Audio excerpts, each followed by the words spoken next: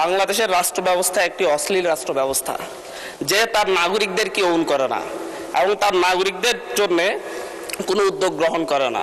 উদ্যোগ গ্রহণ করার ক্ষেত্রে যারা দেশের অর্থনীতিতে ভূমিকা রাখে, যারা দেশের কল্যাণে ভূমিকা রাখে, যে যত বেশি ভূমিকা রাখে তাকে তত বেশি ডিজোন করে।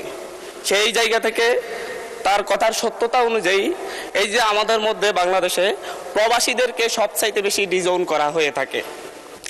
প্রবাসীদের প্রত্যেকটা পদে পদে যে জটিলতার শিকার হতে হয়, যে দুর্নীতিগ্রস্ত প্রশাসনিক ব্যবস্থার কারণে তাদেরকে যে সকল সমস্যায় পতিত হয়, কিন্তু আমরা বারবার বক্তব্যে বলি, কথাই বলি এবং নির্বাচন আসলে আমরা যারা রাজনীতিবিদরা আছি তারা মঞ্চে ভাষণ দিয়ে বলি যে প্রবাসীদেরকে প্রাধান্য দেওয়া হবে, তাদের নিরাপত্তা নিশ্চিত করা হবে।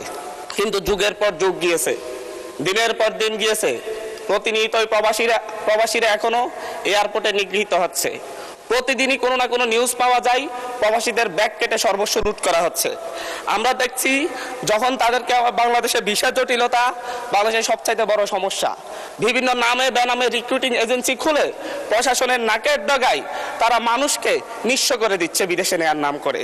কিন্তু কতজনের বিরুদ্ধে ব্যবস্থা নেওয়া হচ্ছে এই ধরনের কোনো স্ট্যাটিস্টিক্স সরকারের কাছে আছে কিনা মাননীয় স্পিকার আমার ধারণাই নেই।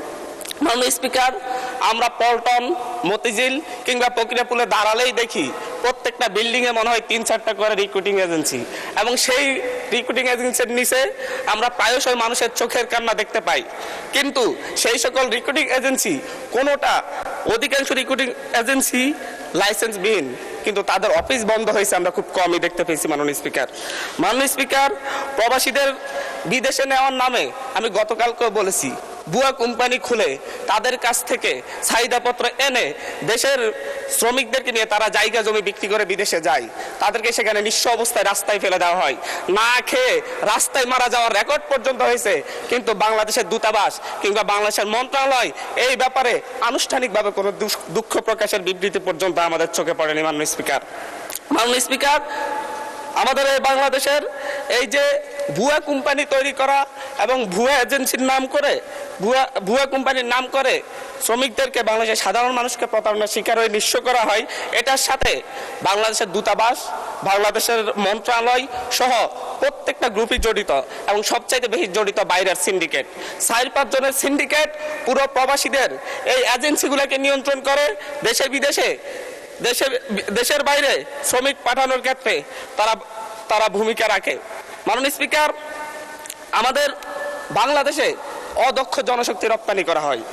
বাংলাদেশে আমরা স্ট্যাটিস্টিক্স অনুযায়ী দেখলে ভারত যেখানে 70% দক্ষ জনশক্তি রপ্তানি করে, যেখানে পাকিস্তান 50% দক্ষ জনশক্তি রপ্তানি করে, যেখানে শ্রীলঙ্কা 60% দক্ষ জনশক্তি রপ্তানি করে, বাংলাদেশ সেই ক্ষেত্রে 20% দক্ষ জনশক্তি রপ্তানি করে। তাও তারা আইটি খাতে সেটা 1%-এর কম, স্বাস্থ্য খাতেও 1%-এর কম, এবং প্রকৌশল খাতে 1%-এর কম। মাননীয় স্পিকার, আমরা প্রতি বছরই দেখি, বিভিন্ন স্ট্যাটিস্টিক্স দেখতে পাই, জরিপে দেখতে পাই, প্রতি বছর 1,20,000 থেকে 2,50,000-এর মতো মানুষ প্রত্যক্ষ বা পরোক্ষভাবে ভিসা জালিয়াতির শিকার হন। কিন্তু কতগুলো ভিসা জালিয়াতির ঘটনায় বিচার হয়, এই ক্ষেত্রে বাংলাদেশ অনেক পিছিয়ে রয়েছে। মাননীয় স্পিকার, 2019 থেকে 2023 সাল মাত্র 4 বছরে প্রায় 20,000 প্রবাসী টিকিট জালিয়াতির মুখে পড়ে। টিকিটের মূল্যের ক্ষেত্রে আরো এক ভয়ঙ্কর সিন্ডিকেটের মুখোমুখি হতে হয় তাদেরকে।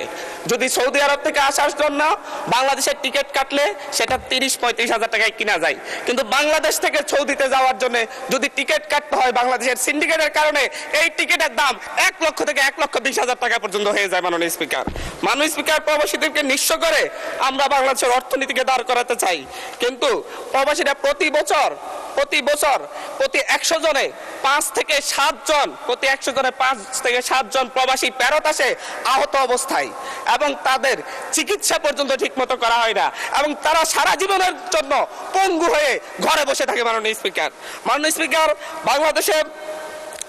বাংলাদেশে প্রতি বছর প্রায় 1,500 থেকে 2,000 প্রবাসীর লাশ বাংলাদেশে আসে, এবং এখানে থেকে 2,000 প্রবাসে মৃত্যুবরণ করে নিহত হয় বিভিন্ন দুর্ঘটনার কারণে, কিন্তু তাদের পরিবারের খোঁজার কেউ রাখে না। আমরা নিঃস্ব হওয়ার যেই অবস্থা দেখি, আমরা এই ক্ষেত্রে দেখি সরকারের উদাসীনতা। সেটা যেই সরকারই হোক, নতুন সরকার এসেছে 3 মাস হয়েছে, আমরা এখানে আলোচনা করতেছি সরকার যেন নতুন করে উদ্যোগ নেই। আমরা পূর্ণ অতীতের মতো পিছনে ফিরে যেতে চাচ্ছি না। মাননীয় স্পিকার, পাসপোর্ট রিনিউ এবং বিপদগ্রস্ত লেবারদের পাশে বাংলাদেশের দূতাবাসগুলো দাঁড়ায় না। বিভিন্ন ক্ষেত্রে পাসপোর্ট রিনিউ করার জন্য বিভিন্ন রাজনৈতিক ব্যক্তিদের কাছে পাসপোর্ট রিনিউ করার জন্য ইজারা দেওয়া হয়, লাইসেন্স দেওয়া হয় তাদেরকে, এবং তারা বাইরে একটা অফিস নিয়ে তাদের মন মতো মানুষের কাছ থেকে, বিভিন্ন প্রবাসীদের কাছ থেকে অতিরিক্ত টাকা নিয়ে দীর্ঘ সময় লাগিয়ে লাইসেন্স রিনিউ করতে হয়। মাননীয় স্পিকার, আমরা যদি বাংলাদেশের অর্থনীতিকে দাঁড় করাতে চাই, মাননীয় স্পিকার, আমরা যদি বাংলাদেশের প্রবাসীদেরকে প্রকৃত ধন্যবাদ মাননীয় সদস্য, ধন্যবাদ। আচ্ছা, 1 মিনিট বলেন। আমাদের বাংলাদেশের অর্থনীতিতে 5 থেকে 10% মোট জিডিপি, 5 থেকে 7% মোট জিডিপি প্রবাসী আয়ে আসে। বৈদেশিক মুদ্রার একটা বড় অংশ প্রবাসী আয়ে আসে, কিন্তু এই প্রবাসীদের নিয়ে, প্রবাসীদের চিকিৎসা এবং প্রবাসীদের যারা ফেরত আসে তাদের পুনর্বাসন, ভিসা জালিয়াতি থেকে মুক্তি এবং বিভিন্ন ভুয়া এজেন্সি বন্ধ করে প্রবাসীদেরকে নিঃস্ব হওয়ার হাত থেকে মুক্তি দেওয়ার জন্য সরকারকে নতুনভাবে ভাবতে হবে, নতুন কর্ম পরিকল্পনা তৈরি করতে হবে।